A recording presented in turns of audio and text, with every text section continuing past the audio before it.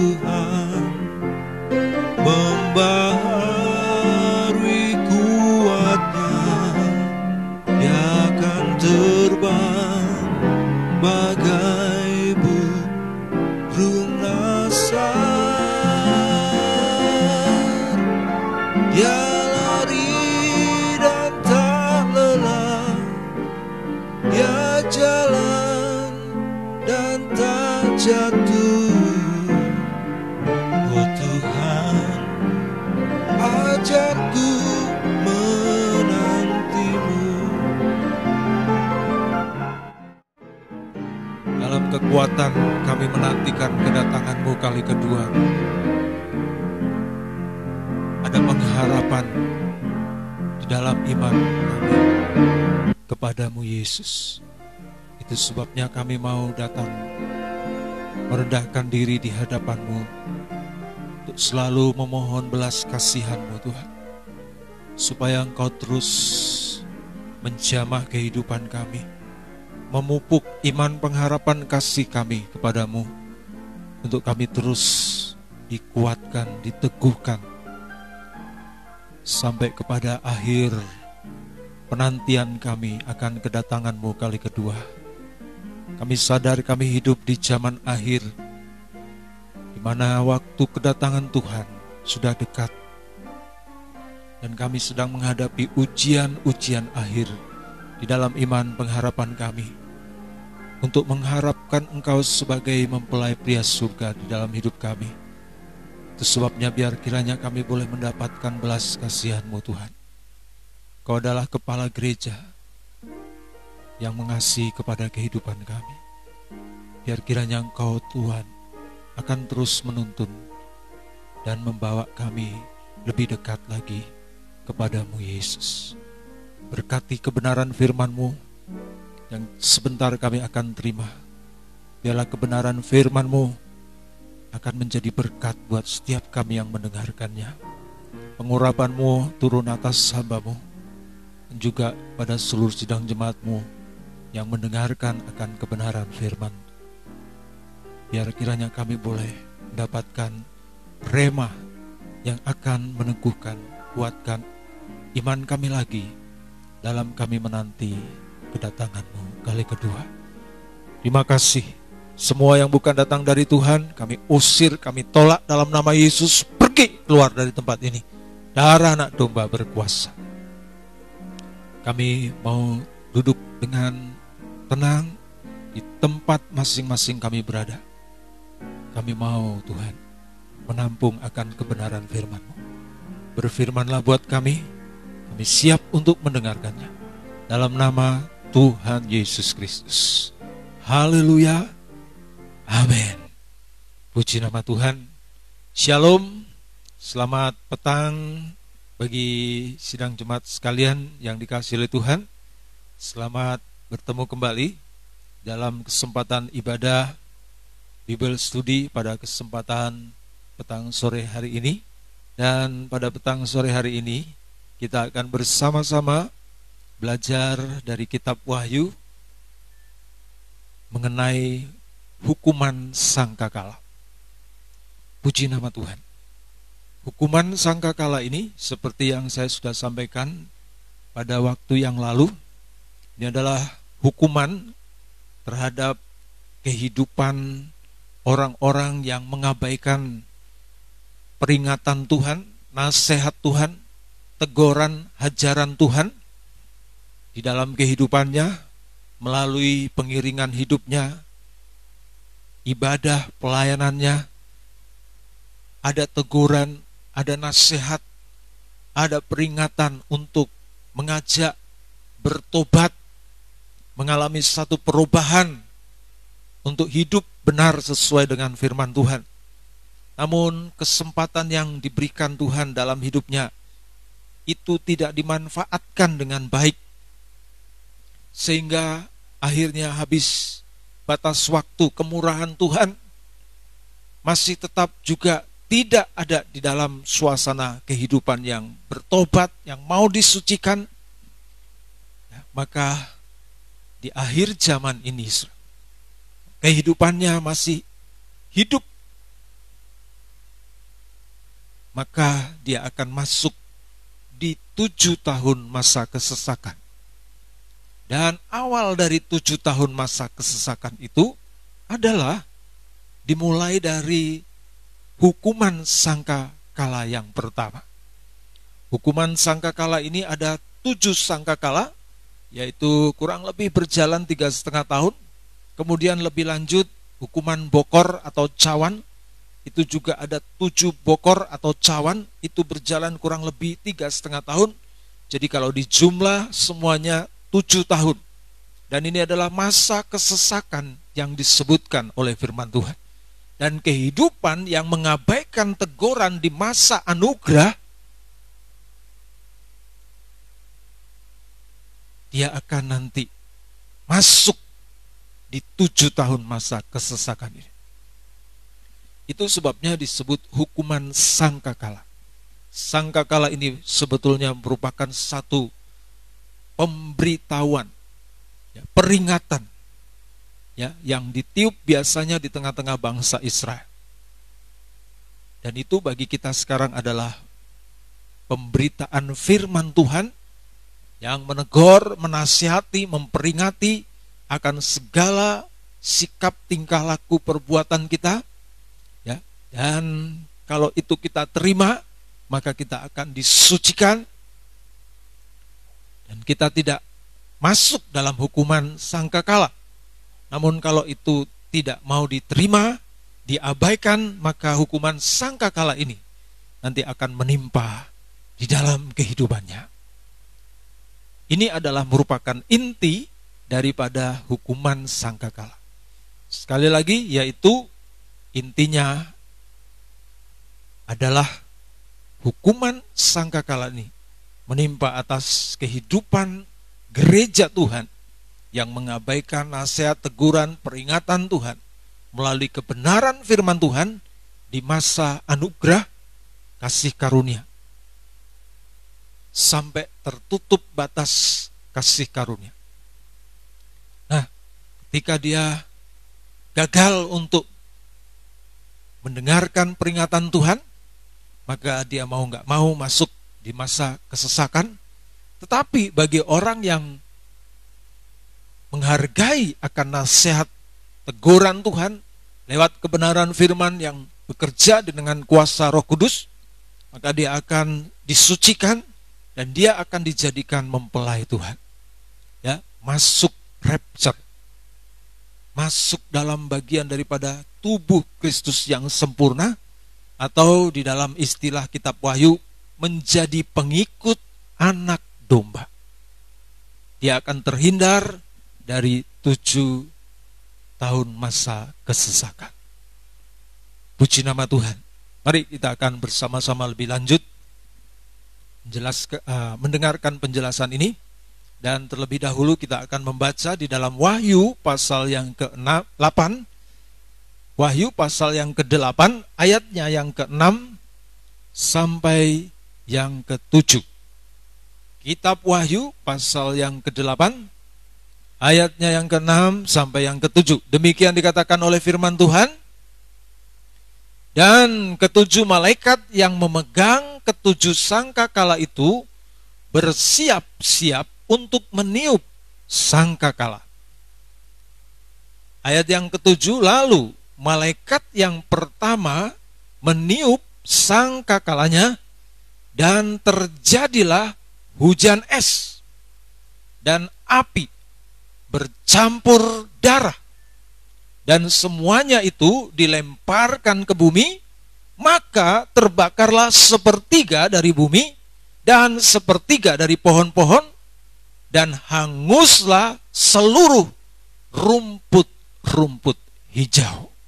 Ini akibat daripada hukuman sangkakala yang pertama. Ya, 1/3 dari bumi hangus, ya, oleh karena sangkakala yang pertama ini ditiup oleh malaikat yang pertama. Puji nama Tuhan. Nah, saudara, hujan es dan api bercampur darah, ya. Jadi hujan es dan api kemudian bercampur darah, ya, yang dimaksud dengan campur darah ini sebetulnya adalah merupakan satu bentuk daripada lahar panas dari letupan gunung. Jadi ini suasana yang memang terjadi di hukuman sangkakala yang pertama. Ya, ada hujan es dan hujan api, ya, bercampur darah atau lahar panas dari letupan gunung. Itu disebutkan di dalam ayatnya yang ke-8 dari Wahyu pasal yang ke-8, dan itu ditulis di dalam sangkakala yang kedua. Saya akan bacakan buat kita semua. Ayat yang ke-8, lalu malaikat yang kedua meniup sangkakalanya, dan ada suatu seperti gunung besar yang menyala-nyala oleh api dilemparkan ke dalam laut. Dan sepertiga dari laut itu menjadi darah. Jadi yang dilihat oleh Yohanes, ya, ketika ada di Pulau Patmos, ya, dia seperti melihat darah. Namun di dalam apa yang ditulis oleh firman Tuhan ini adalah merupakan satu letupan dari gunung besar, ya, menyala-nyala oleh api, dilemparkan ke laut, dan sepertiga dari laut menjadi darah. Ya, jadi ini adalah merupakan satu letupan dari gunung, ya, kalau kita sekarang bisa ketahui itu adalah lahar panas, ya, kemudian tumpah ke lautan, dan lautan itu menjadi seperti darah kelihatannya. Puji nama Tuhan. Jadi saudaraku, inilah keadaan yang terjadi di hukuman sangkakala yang pertama. Keadaan ini sangat mengerikan sekali kalau kita bisa bayangkan. Ya, orang yang tertinggal akan mengalami akan hal ini. Maksud yang tertinggal itu adalah orang yang tidak ikut rapture akan mengalami suasana ini. Ya. Gagal menjadi mempelai Tuhan, tidak masuk menjadi anggota tubuh Kristus, atau tidak bisa menjadi pengikut anak domba, akan mengalami suasana yang mengerikan ini. Ya, puji Tuhan. Sebabnya ada untungnya buat kita hari-hari ini kalau kita menghargai peringatan Tuhan melalui kebenaran firman. Karena di dalam pemberitaan firman ada kekuatan kuasa Roh Kudus yang menyertai, itu akan menginsapkan kita dari segala perbuatan-perbuatan dosa. Dan kalau itu kita hargai dalam hidup kita, maka kita akan disucikan. Dan Tuhan akan meluputkan kita dari suasana yang mengerikan ini. Haleluya.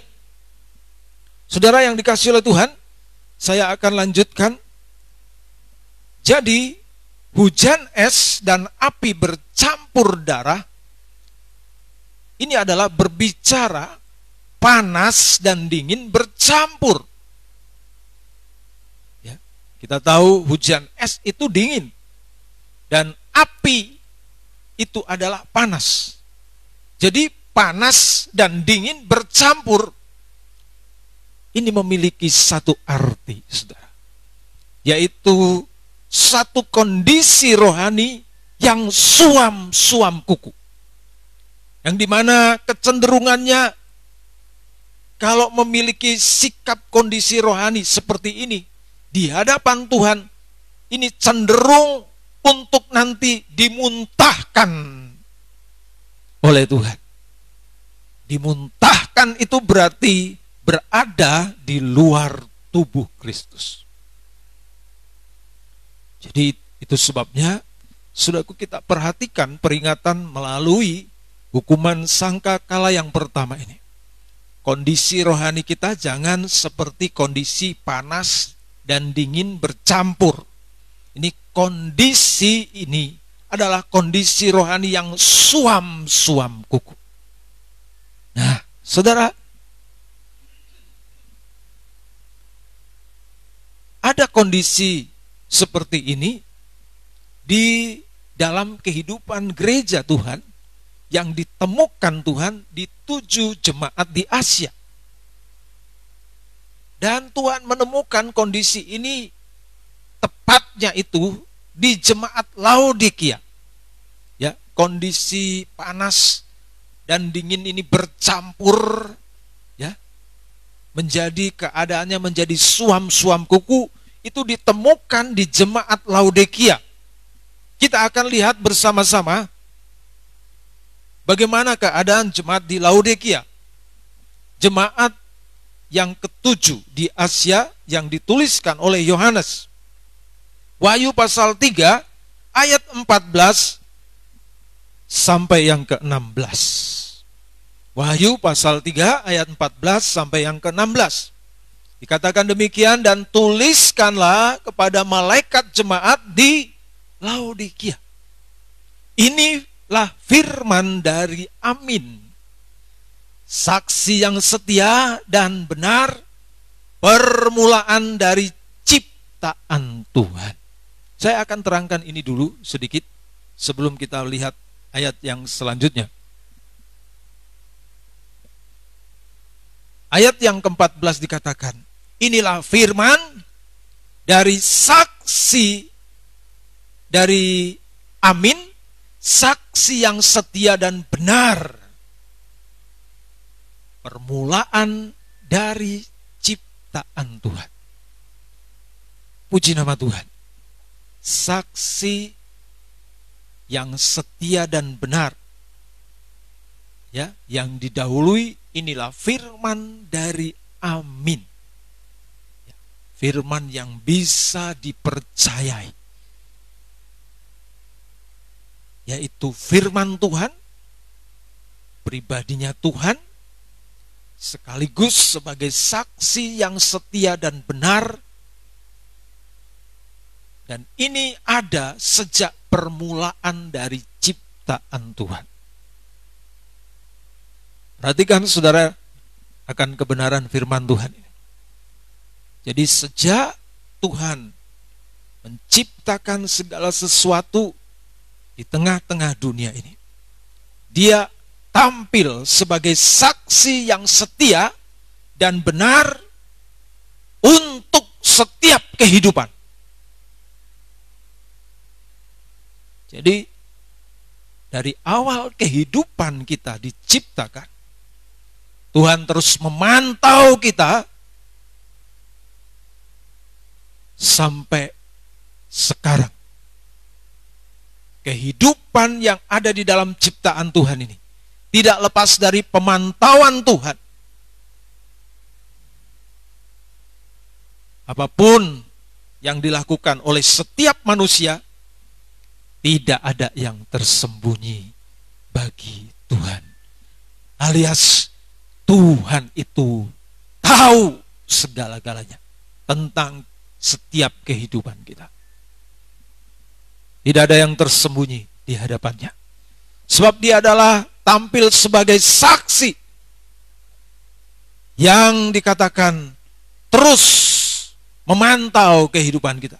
Dari awal kehidupan kita sampai akhirnya.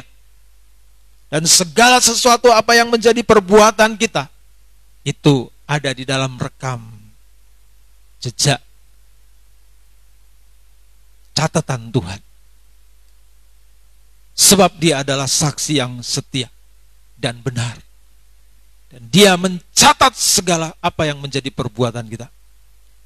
Dan tidak ada yang meleset satupun.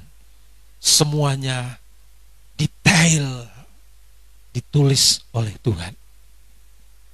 Haleluya. Jadi itulah saksi yang setia dan benar.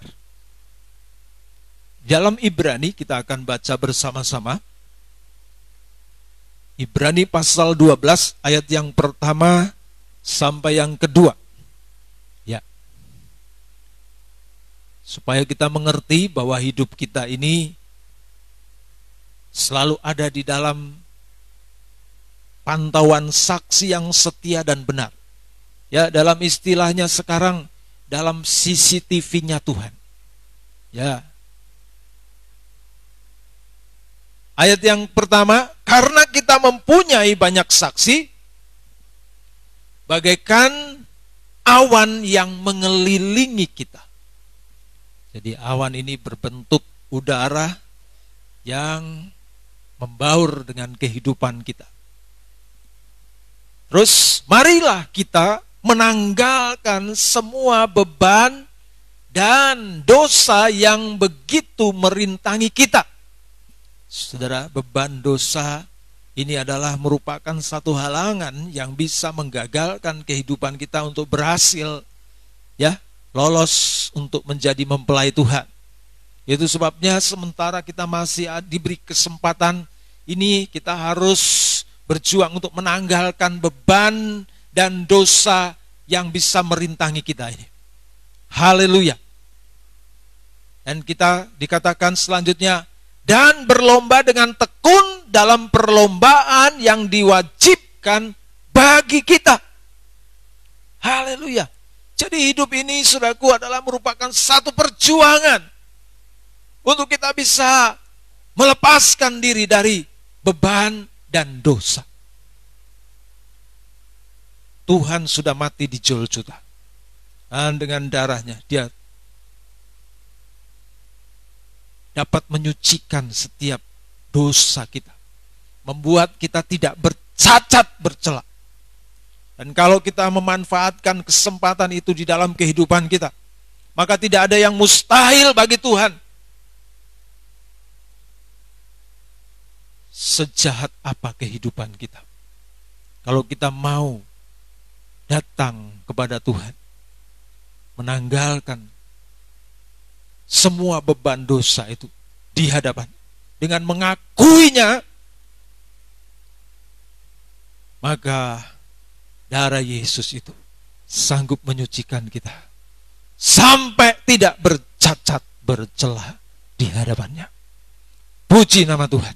Ayat yang kedua dari suratan Ibrani, marilah kita melakukannya dengan mata yang tertuju kepada Yesus. Jadi saksi yang setia dan benar itu adalah pribadinya Yesus. Sebagai satu CCTV istilahnya sekarang, yang terus memantau kehidupan kita, yang memimpin kita dalam iman, dan yang membawa iman itu kepada kesempurnaan, yang dengan mengabaikan kehinaan, tekun memikul salib, ganti sukacita yang disediakan bagi Dia, yang sekarang duduk di sebelah kanan tahta Bapa di surga. Haleluya. Jadi saudara yang dikasihi Tuhan, Yesus naik ke surga, Dia duduk di sebelah kanan Bapa. Dia sebagai saksi yang setia dan benar, memantau setiap kehidupan kita. Dan tidak ada yang tersembunyi bagi Dia.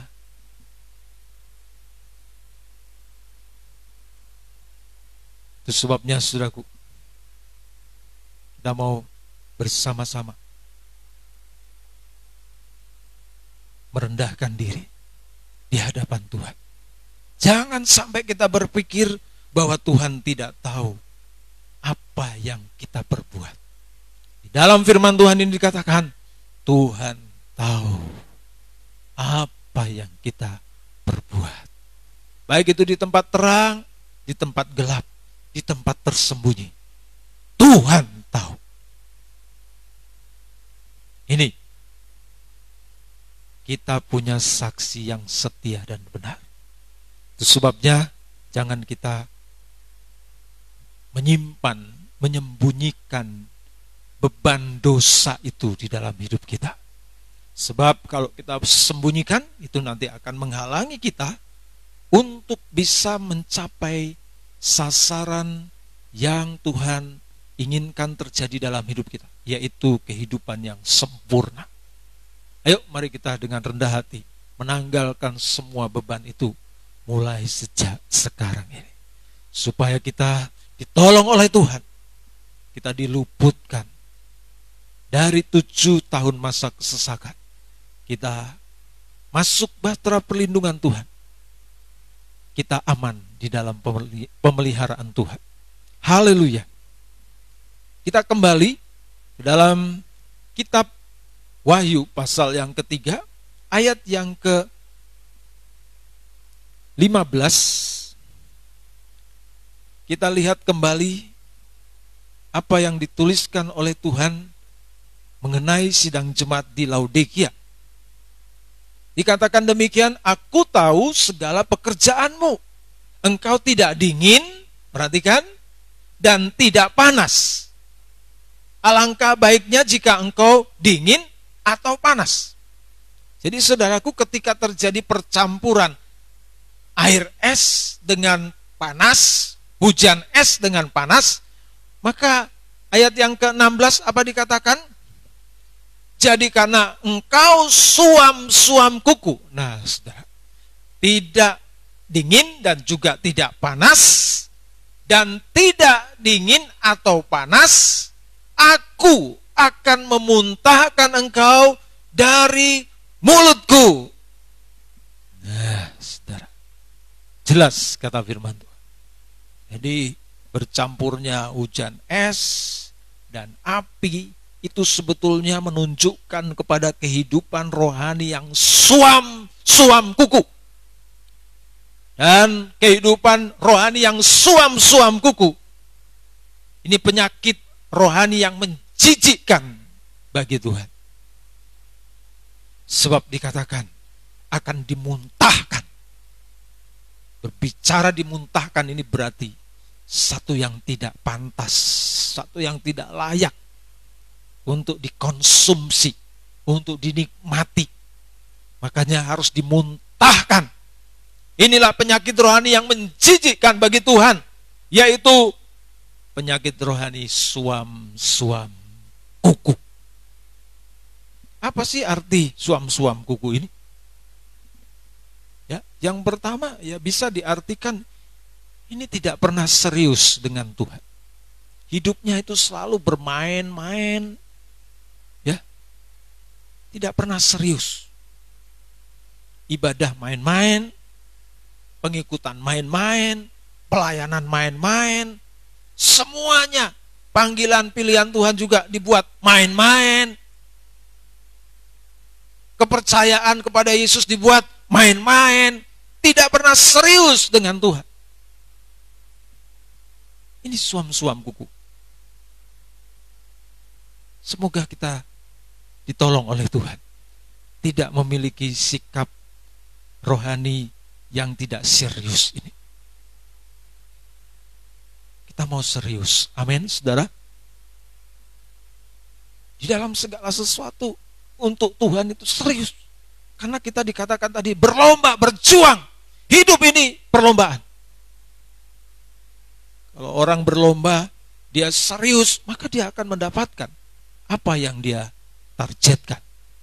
Tapi kalau berlomba main-main, ya nanti akan kalah dengan orang-orang yang serius. Jadi kalau saudara lihat ada anak-anak Tuhan serius beribadah melayani Tuhan, ada hamba Tuhan serius, ya saudara boleh hargai, dukung, sebab memang kita harus serius dengan Tuhan, tidak boleh main-main. Arti yang kedua, ya suam-suam kuku ini bisa juga memiliki sifat serakah. Seperti ya Laodikia ini saudaraku, dia kalau berbicara finansial, wah luar biasa. Serba berkecukupan. Mau pingin apa bisa. Mau beli ini, itu dan sebagainya untuk mendukung pelayanan dan segala macam, sanggup karena mereka kaya. Namun diingat, jangan sampai ada di dalam segala keberadaan itu ada sifat serakah.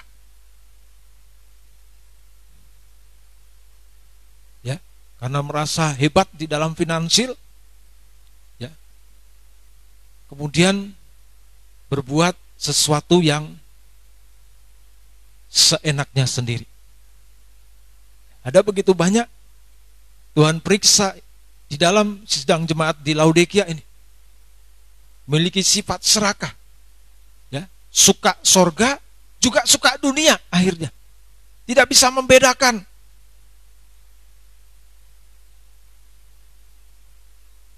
Dalam kata lain, di dalam keserakahan itu ada sifat suka kompromi dengan dosa.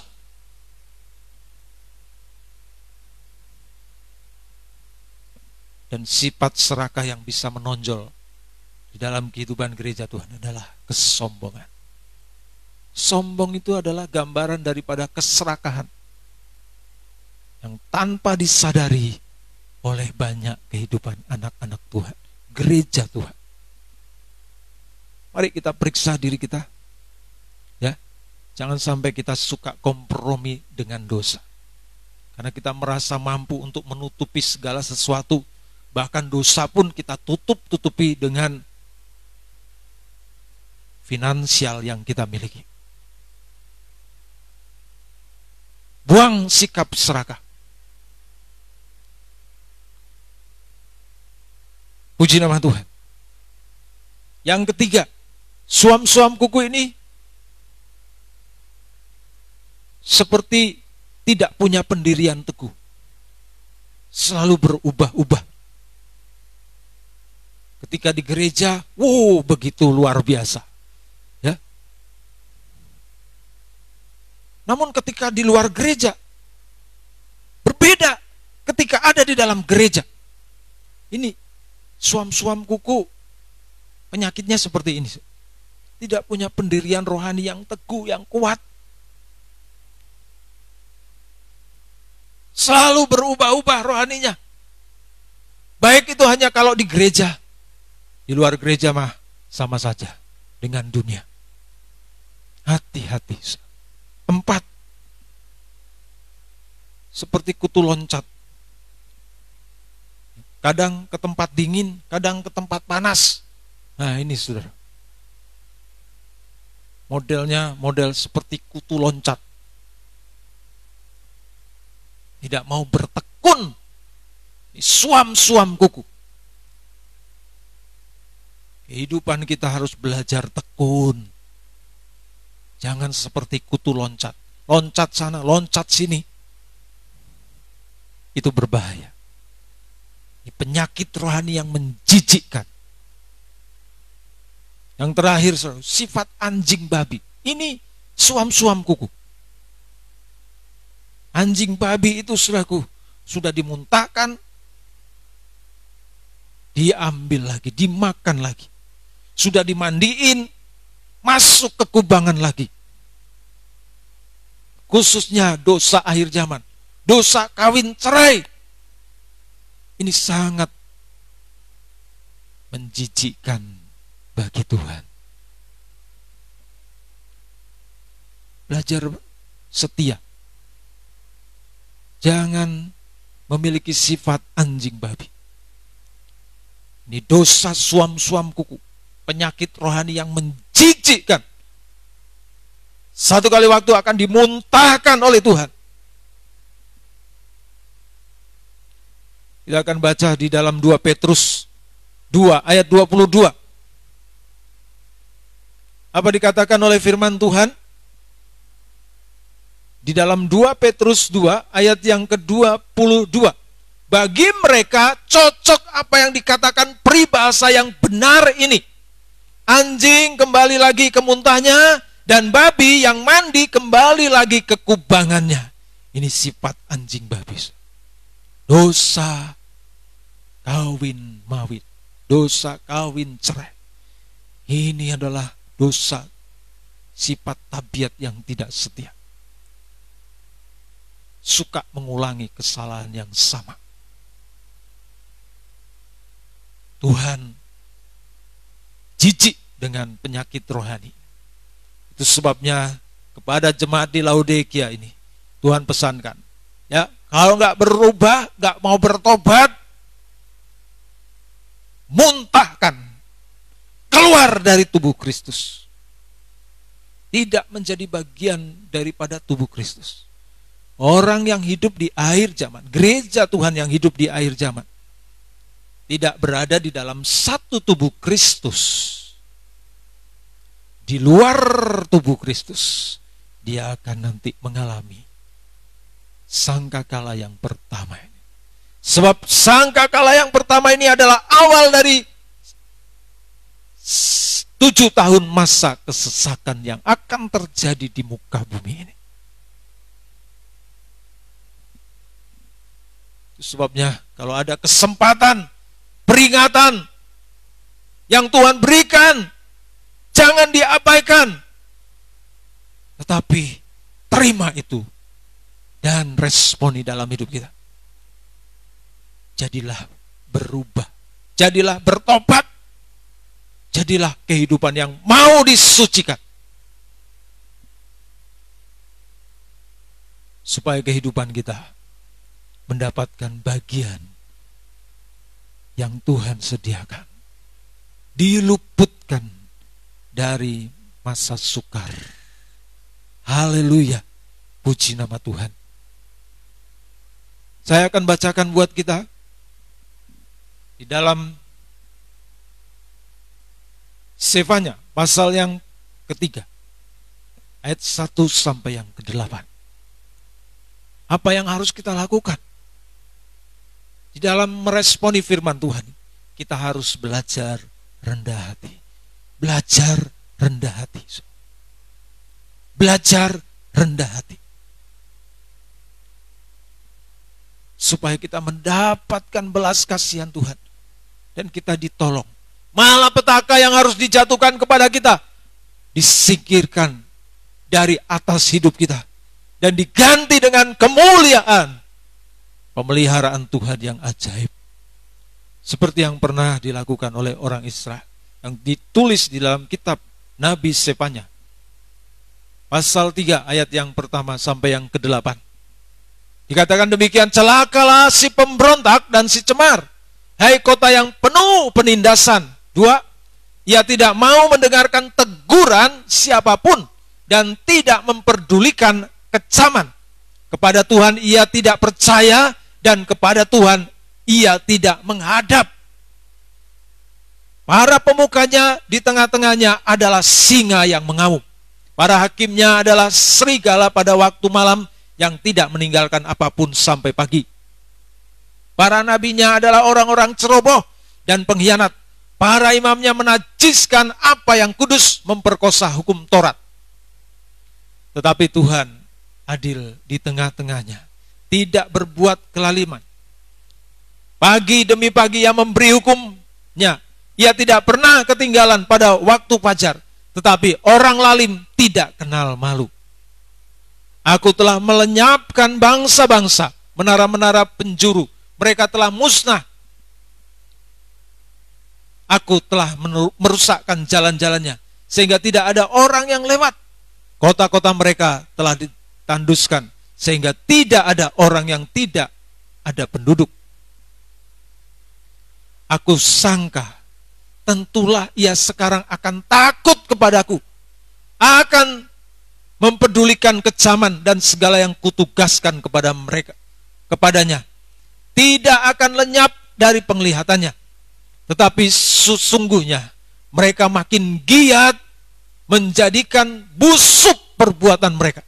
Saudara, keadaan-keadaan yang Tuhan nyatakan di tengah-tengah dunia ini, yang dihadapi oleh gereja Tuhan, tidak membuat gereja Tuhan untuk merendahkan diri, tetapi terus berbuat sesuatu yang jahat.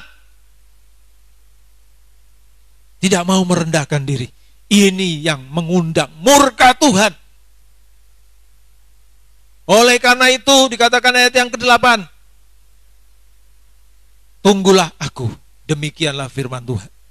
Pada hari aku bangkit sebagai saksi, sebab keputusanku ialah mengumpulkan bangsa-bangsa dan menghimpunkan kerajaan-kerajaan untuk menumpahkan ke atas mereka geramku, yakni segenap murkaku yang bernyala-nyala, sebab seluruh bumi akan dimakan habis oleh api cemburuku. Ayo rendahkan diri, sadar dan bertobat.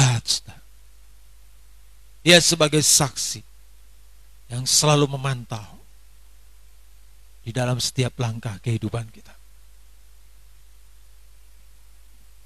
Kalau kita dilihat tidak mau bertobat, tidak mau sadar-sadar, geramnya itu ada di atas kepala kehidupan manusia. Dan waktunya nanti akan tiba. Geram itu akan ditumpahkan. Dan di dalam kitab Wahyu mengatakan, itu nanti akan terjadi di hukuman sangkakala yang pertama. Sadarlah dan bertobatlah. Ketika kita punya kesadaran dan merendahkan diri di hadapan Tuhan, menangis kepada Tuhan, maka Tuhan akan berbelas kasihan untuk kehidupan kita. Esra pasal yang ke-10, ayat yang pertama. Esra pasal yang ke-10, ayatnya yang pertama. Ini tanda pertobatan kita kepada Tuhan. Sementara Esra berdoa dan mengaku dosa sambil menangis dengan sujud di hadapan rumah Tuhan, berhimpunlah kepadanya jemaah orang Israel yang sangat besar jumlahnya, laki-laki, perempuan, dan anak-anak. Orang-orang itu menangis keras-keras. Orang-orang itu menangis keras-keras sebagai tanda penyesalan atas sikap perbuatan yang tidak berkenan kepada Tuhan. Ini tanda pertobatan. Sadar akan kelakuannya yang jahat di hadapan Tuhan dan bertobat.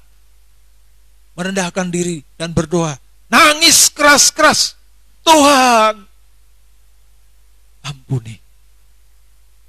Ampuni kami. Itu yang dilakukan oleh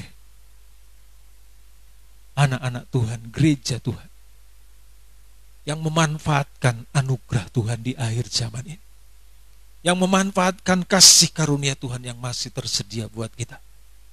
Biar kiranya melalui kebenaran firman Tuhan ini, hidup kita semakin disadarkan, dan kita mau mengalami satu kehidupan yang disucikan oleh Tuhan. Bawa kehidupanmu kepada Tuhan. Tidak ada sesuatu yang mustahil bagi Tuhan. Sekalipun dosamu merah seperti kirmisi, aku akan bisa membasuhnya, menjadikannya seperti putih, seperti salju. Itu kata Tuhan kepada kita umatnya. Mari saudara, luputkan dirimu dari hukuman ini. Sangkakala yang pertama akan mengawali masa kesesakan yang akan menimpa atas muka bumi di 7 tahun masa kesesakan. Sekali lagi, luputkan dirimu dari hukuman ini. Masa kemurahan Tuhan masih tersedia, dan kalau kita menghargainya saat ini, Tuhan akan mengulurkan tangan untuk membawa kita lebih dekat dan lebih lekat lagi kepada Dia. Puji nama Tuhan. Demikian firman Tuhan. Kiranya Tuhan memberkati kehidupan kita sekalian. Haleluya. Kita akan menyanyikan satu pujian. Biar kiranya Tuhan menolong kita untuk kita bisa lebih lagi mengasihi. Tuhan tolong. Tuhan tolongku, hidup nurut teladanmu. Ku mau mentaati firman-Mu. Haleluya. Hidup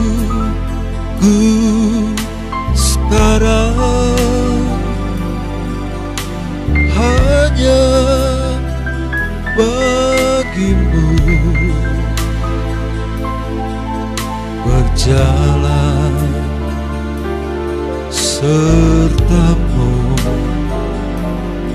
setiap hari. Haleluya. Tuhan tolongku hidup nurut teladanmu. Terima kasih. Ku mau mentaati firman-Mu. Haleluya. Hidupku sekarang hanya bagi-Mu, berjalan serta-Mu setiap hari. Nyanyikan pujian ini sekali lagi, sekaligus sebagai doa kita, ucapan syukur kita kepada Tuhan. Tuhan tolongku hidup nurut teladan-Mu. Haleluya. Ku mau mentaati firman-Mu. Haleluya, haleluya. Hidupku sekarang hanya bagi-Mu, berjalan serta-Mu setiap hari. Haleluya. Biar musik saja menyanyikan pujian, kita masing-masing datang kepada Tuhan secara pribadi. Apa yang perlu dibereskan hari-hari ini, kita mau bereskan di hadapan Tuhan. Jangan sampai kita terkena penyakit yang menjijikkan, suam-suam kuman, yang akhirnya dimuntahkan oleh Tuhan keluar dari tubuh Kristus. Biar kita merendahkan diri di hadapan Tuhan, sadar dan bertobat. Kita mau mendengarkan suara peringatan Tuhan, teguran nasihat Tuhan di hari-hari terakhir ini, supaya hidup kita semakin hari semakin berkenan kepada Tuhan. Terima kasih Tuhan Yesus. Kiranya Engkau Tuhan yang akan menjamah setiap kami yang sudah mendengarkan kebenaran firman. Ampuni, sucikan kami Tuhan. Kami mau menanggalkan beban dosa yang bisa menghalangi, merintangi kami untuk bisa menjadi bagian daripada tubuh Kristus. Kami mau disucikan Tuhan. Kami mau taat kepada firman. Darah-Mu Tuhan menyucikan setiap kehidupan. Darah-Mu membasuh kami. Lepaskan kami dari hukuman sangkakala yang akan menimpa atas muka bumi ini. Terima kasih Tuhan. Terima kasih. Terima kasih Tuhan. Terima kasih Tuhan Yesus. Terima kasih buat firman. Kami ditolong, kami diselamatkan, kami dibebaskan, dijaga dan dipelihara, dilindungi. Terima kasih Tuhan. Kiranya Tuhan berkenan menuliskan nama kami dalam kitab kehidupan anak domba dan memeteraikan kami sebagai tanda milik-Mu yang Kau jaga lindungi dari angkara murka yang akan menimpa atas muka bumi ini.